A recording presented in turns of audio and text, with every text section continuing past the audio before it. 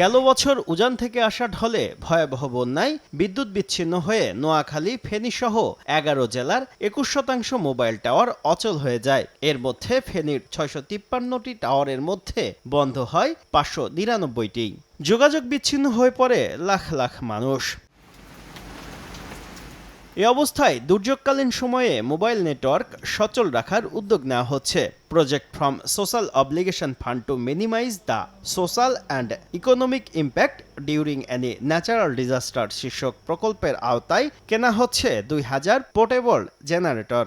এর মধ্যে সর্বোচ্চ ৭০০ গ্রামীণফোন, রবি ৫৮০, বাংলালিংক ৫২৯ আর টেলিটক পাবে ১৯১টি জেনারেটর।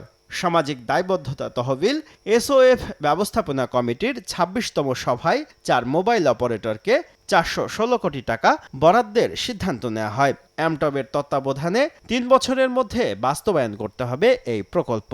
বিভিন্ন সময় বিদ্যুৎ চলে গেলে বা ঝড় বৃষ্টির সময় কিন্তু আমরা আমাদের এই পোর্টেবল জেনারেটর বা ডিজেল জেনারেটর আমরা দিতে পারি না। সো সেই হিসাবে এসওএফ কমিটি একটা যুগান্তকারী পদক্ষেপ নিয়েছে। প্রকল্প বাস্তবায়নের ক্ষেত্রে বেশ কিছু শর্ত দেওয়া হয়েছে। এসওএফ এর অর্থ দিয়ে শুধু জেনারেটর কেনা যাবে। জেনারেটরের জন্য স্থাপনা তৈরি, রক্ষণাবেক্ষণ করতে হবে মোবাইল অপারেটরদের নিজস্ব তহবিল থেকে।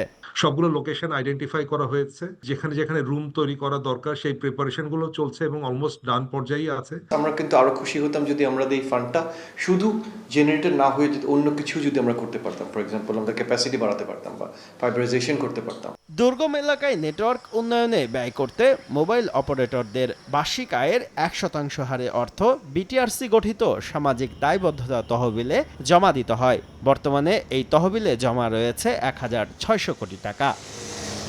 শুভ খান, সময় সংবাদ, ঢাকা।